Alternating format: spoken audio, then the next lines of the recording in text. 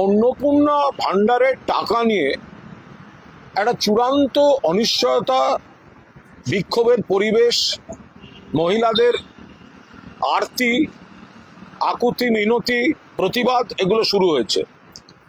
অবিলম্বে সরকারের হস্তক্ষেপ করা দরকার এবং নির্বাচনের আগে, ভোটের আগে তারা যে প্রতিশ্রুতি দিয়েছিলেন, অর্থাৎ লক্ষ্মীর ভাণ্ডার যারা পাবেন তারা সবাই অন্নপূর্ণা ৩,০০০ টাকা করে পাবেন। তো ভোটের আগে যখন আপনারা এই প্রতিশ্রুতি দিয়ে ভোট পেয়েছেন, দিল্লি থেকে আসা নেতারা, কলকাতার নেতারা, বাংলার নেতারা, তো সে কথাটা তো রাখতে হবে। এখন ভোটের পর যদি বলেন যে এই শর্ত, এরা পাবে এরা পাবে না, ১-১.৫ কোটি বাদ দিয়ে দেওয়ার কথা চলছে, এর টাকা ঢুকছে ওর টাকা ঢুকছে না, এটা অত্যন্ত আপত্তিকর জায়গায় পরিণত হয়েছে। মমতা বন্দ্যোপাধ্যায় যে লক্ষ্মীর ভাণ্ডার দিতেন, সুনিশ্চিত ছিল যে মাসের শুরুতে টাকাটা ঢুকে যাবে।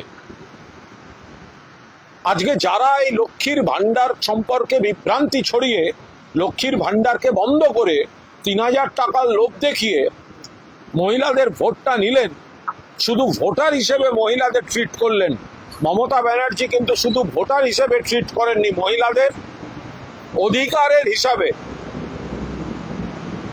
নিজেদের আর্থিক স্বয়ংবরতা বাড়ানোর জন্য এই টাকাটা ধাপে ধাপে তিনি বাড়াচ্ছিলেন, রাজ্য সরকারের এত কেন্দ্রের কাছে বকেয়া সত্ত্বেও।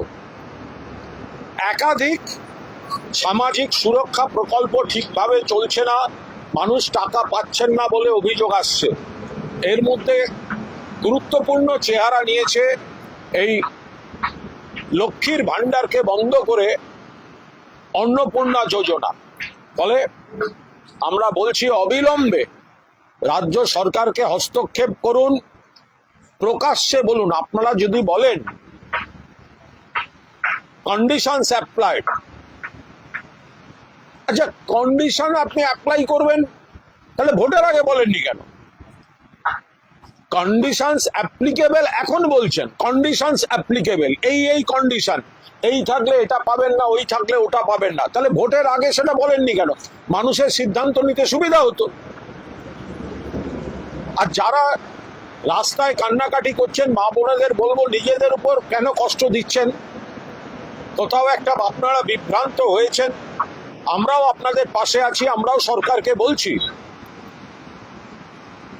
ভোটের আগে আপনাদের পাড়ায়, আপনাদের এলাকায় বিজেপি যারা গিয়ে আপনাদের ফর্ম ফিল আপ করিয়েছিল তাদের কাছে এবার জিজ্ঞাসা করুন, তাদের ধরুন, এক পাতার একটা ফর্ম নিয়ে গিয়ে আপনাদের নাম লিখিয়েছিল যে বিজেপির আপনাদের পাড়ার নেতারা, তাদেরকে ধরুন এবার, যে ৩,০০০ টাকার গল্প শুনিয়েছিলে সেই টাকাটা কোথায়? আর আমরা পরিষ্কার বলছি, মমতা বন্দ্যোপাধ্যায় প্রাক্তন মুখ্যমন্ত্রীর আর্থিক সামাজিক স্কিম, সুরক্ষা স্কিম যা ছিল, তাতে যারা উপকৃত হতেন তার কোনো সংখ্যা কমানো যাবে না।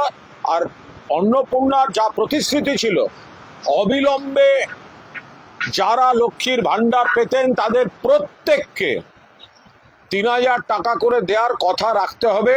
বাংলার মা বোনেরা, গরিব মানুষ রাস্তায় নেমে এসেছেন। কোথায় বিডিও অফিসে বিক্ষোভ, কোথায় কর্পোরেশনের অফিসে বিক্ষোভ, কোথায় রেল অবরোধ। এটা কেন হবে? সরকারি এইটা পেলে আপনি ওটা পাবেন না, সরকারি এইটা পেলে আপনি এটা পাবেন না, এই কথাগুলো ভোটের আগে বলেননি কেন? কেন এখন চাপিয়ে দিচ্ছেন? ফলে অন্নপূর্ণা ভাণ্ডার, এই বিজেপি সম্পূর্ণভাবে একটা মেস তৈরি করে ছেড়েছে। তারা টাকাটা না দেওয়ার নানা রকম ফন্দি ফিকির করছে। ভোটের আগে এক কথা বলেছে, যাতে সকলকে এখন না দিতে হয়, কয়েকজনকে দিয়ে দেয়া, এ পাচ্ছে ও পাচ্ছে না, 14 বার শুধুমাত্র ওই চেক করার জন্য অমুক তমুক। কথা ছিল লক্ষ্মীর ভাণ্ডার যারা পাবে তাদের সকলকে দেওয়া হবে। লক্ষ্মীর ভাণ্ডারের তো সরকারি পুরো স্ট্রাকচারটা রেডি ছিল, এটা তো আর নতুন স্কিম নয়। তাহলে আপনারা টাকাটা বাড়িয়ে মা বোনেদের কাছে পাঠিয়ে দিন। বলে আমাদের দাবি অবিলম্বে অন্নপূর্ণা ভাণ্ডার নিয়ে যে মা বোনেরা বিপদে পড়েছেন। ভোটের আগে যখন কথা দিয়েছিলেন, মানুষকে ভুল বুঝিয়ে ভোট নিয়েছিলেন, আপনাদের মুখোশ খুলে গেছে, ভুল বোঝানোটা ধরা পড়ে গেছে। এবার মা বোনেদের সেই টাকাটা অবিলম্বে দিতে হবে।